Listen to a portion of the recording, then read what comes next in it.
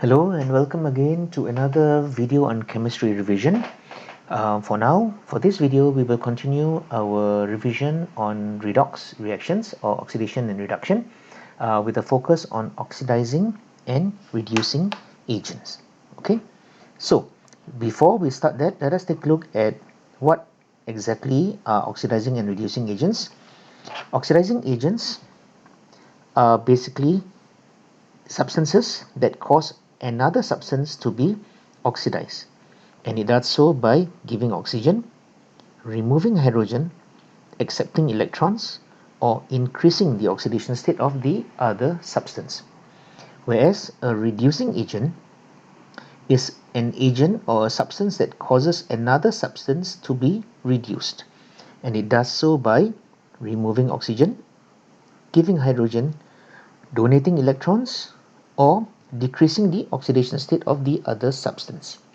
Okay, now in the process of being an oxidizing agent, after the reaction, the oxidizing agent will be reduced. And for a reducing agent, after the reducing agent has reacted in the reaction, the reducing agent will be oxidized. Okay, now in the previous video, we have focused on oxidizing and reducing agents in terms of its action with oxygen and hydrogen. So for today, for this video, we will focus on oxidizing and reducing agents in terms of electrons as well as oxidation states. Okay, so let us take a look at this first equation. Chlorine reacts with potassium bromide to give you potassium chloride plus bromine. Now, if you recognize this reaction, you will realize that this is actually a displacement reaction, a displacement of halogens, where a more reactive halogen can displace a less reactive halogen from the solution of the less reactive halogen. Okay, so let's discuss oxidizing and reducing agents in terms of electrons. So we shall now revise on how we get the ionic equation of this reaction. This is really the ionic equation. How do we get this ionic equation? Let's practice together. Now, chlorine is a gas, therefore it doesn't split into any ions, so we continue to write it as chlorine gas. Potassium bromide, on the other hand, is in aqueous form, so it will split up into its ions. Therefore, we shall write it as 2 potassium K plus and 2 bromide ions, both aqueous state symbols. Okay, and in the product side, we have potassium chloride, which is aqueous, so we would split it into its potassium ions and chloride ions, but we leave the bromine as it is.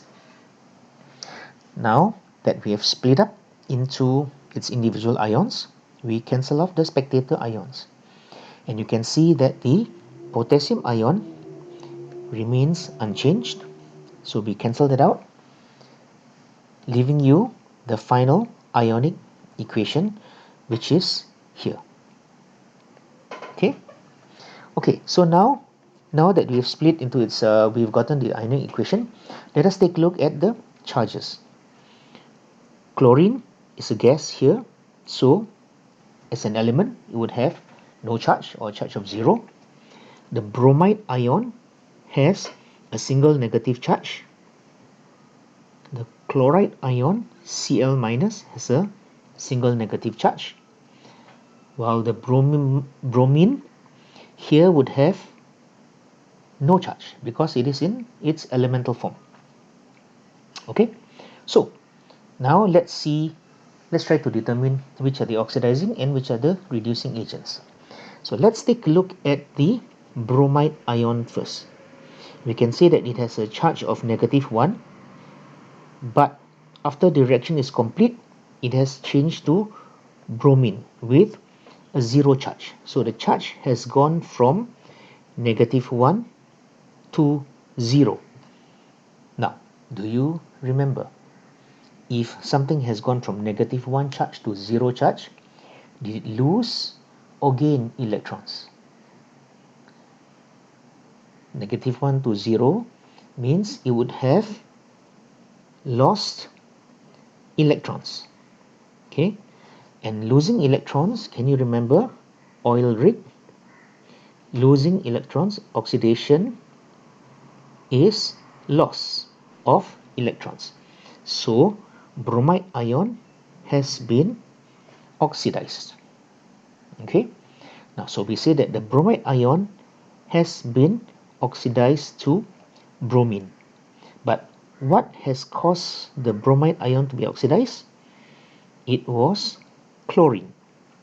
So we can say that chlorine has caused the bromide ion to lose electrons. Now when it lost electrons, it has converted from bromide to bromine. So we can say that chlorine has caused the bromide ion to lose electrons to form bromine. Therefore, the bromide ion has been oxidized to bromine, since losing electrons is oxidation. Okay, now since bromide ion has been oxidized to bromine, and it was the chlorine that caused the bromide ion to be oxidized, we therefore say that the chlorine is the oxidizing agent. Okay, therefore in this reaction, we have determined that chlorine is the oxidizing agent. Okay, now if chlorine is the oxidizing agent, we can more or less say that potassium bromide is the reducing agent. But let us see whether this is true. So now let's take a look at chlorine. Chlorine has gone from a 0 charge to a -1 charge. Okay, so from a 0 to a -1. Did it gain or lose electrons? Think, it's got from no charge to suddenly a negative charge. It must have gained electron. And gaining electron is a reduction, as you can see here, because reduction is gain in electrons. Okay, so the chlorine has gained electron to form chloride. So who has caused the chlorine to gain electron? It was therefore the potassium bromide. Okay, so now when we say whether something is an oxidizing or reducing agent, we normally refer to the entire substance itself. Okay, so we say that potassium bromide has caused chlorine to gain electrons. Now when chlorine gain electrons, it has formed chloride to form chloride. Therefore, gaining electrons is a reduction process. Therefore, chlorine has been reduced to chloride ions. And who caused chlorine to be reduced? It was the potassium bromide. Therefore, potassium bromide is the reducing agent. Okay, so we realize something here, that when we talk about oxidizing and reducing agents, we usually mention the entire name of the substance that react, not just the individual ions. Okay, now since we have covered oxidation and oxidizing and reducing agents in terms of electrons, let us take a look at how we can define oxidation, oxidizing and reducing agents in terms of changes in oxidation state. Okay, now by now you would be very familiar with this reaction. This is the extraction of the reduction of iron trioxide to iron in the process of um, uh, obtaining iron from hematite. Okay, so when we want to talk about changes in oxidation state, we must first determine the oxidation states of each element in the equation. So when we first start off with iron trioxide, okay, we first assign the oxidation states of oxygen since it rarely changes. Oxygen would typically have an oxidation state of -2. We would multiply that by 3 because there's 3 oxygen here, giving us an overall oxidation total oxidation state of -6 for oxygen. This has to be balanced with a +6 because the overall oxidation state of a compound has to be 0. Okay, now there are 2 of the iron, therefore the oxidation state of iron here has to be +3. Okay, now that is the reason why we call this substance iron 3 oxide, where the 3 here refers to the oxidation state of iron. So now we take a look at carbon monoxide. Again, we usually assign oxidation state of oxygen because it doesn't change often, -2. Therefore, since overall has to be 0, carbon here would have an oxidation state of +2. Now, notice something important, that when I determine the oxidation states of oxygen and carbon in carbon monoxide, I do not use the number 3 in front. Okay, that number is used mainly in mole calculations or chemical calculations, but when we determine oxidation states of elements within a compound, we do not use the ratio. Okay, now let's move to iron. Iron here is an element, therefore the oxidation state would be 0. Moving on to carbon dioxide. Again, we would assign oxygen first, -2. Since there's 2 of oxygen, we multiply that by 2 to give an overall -4. Now for the overall oxidation state of carbon dioxide to be 0, the carbon here therefore should have an oxidation state of +4. Okay, so now let's see whether anything has changed in oxidation state. So we will see that carbon here has changed from an oxidation state of +2 to an oxidation state of +4. So +2 has changed, increased to +4. So this is an oxidation state has increased. And do you remember, when the oxidation state of a substance has increased, it has been oxidized. Okay, so the carbon here has changed in oxidation state, so the carbon monoxide has been oxidized to carbon dioxide. But what has caused the carbon monoxide to be oxidized?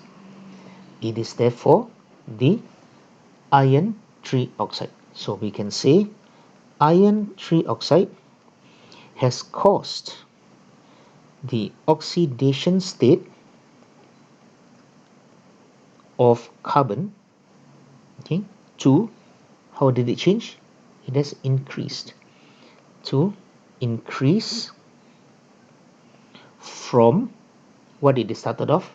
It started off as +2 in carbon monoxide to +4 in carbon dioxide. Okay, now allow me to make some important points here. When we talk about oxidation states, we always talk about oxidation states of individual elements. So we say the oxidation state of carbon has increased. Okay, now the second point is, when we talk about a change or an increase or decrease, we must state from what to what. So it changed from +2 in carbon monoxide to +4 in carbon dioxide. Okay, now because the oxidation state has increased, carbon monoxide has been oxidized to carbon dioxide. But who caused the carbon monoxide to be oxidized? It was the iron 3 oxide. Therefore, the iron 3 oxide is the oxidizing agent, because the iron 3 oxide caused the carbon monoxide to be oxidized to carbon dioxide. Okay, now as you know by now, whenever something is oxidized, something has to be reduced. So let us see what has been reduced. We can see that the oxidation state of iron has changed from +3 to 0. Now +3 to 0, the oxidation state of iron has decreased. It has gone from +3 to a lower number, 0. And a decrease in oxidation state means the substance has been reduced. So I say again, the oxidation state of iron here is +3, but here is 0. So the oxidation state of iron has decreased, meaning it has been reduced. But what has caused the oxidation state of iron to reduce? It was the carbon monoxide. So we can say that carbon monoxide has caused the oxidation state of iron. Again, when we talk about oxidation states, we only refer to the element. Okay, the oxidation state of iron has decreased. Okay, from what? What did it start off with? It started off as +3 in iron 3 oxide. It has decreased to 0 in iron. And you would recall that a decrease in oxidation state means it has been reduced. So iron 3 oxide has been reduced to iron. And what has caused the oxidation state? What has caused the iron 3 oxide to be reduced to iron? It was the carbon monoxide. Therefore, carbon monoxide is the reducing agent. Okay, now a few quick points to make. When we talk about oxidation states, we only refer to oxidation states of elements. Okay, but when we talk about whether something has been oxidized or reduced, we typically mention the entire substance. Okay, so I say again, the oxidation states, we refer to individual elements, carbon and iron here.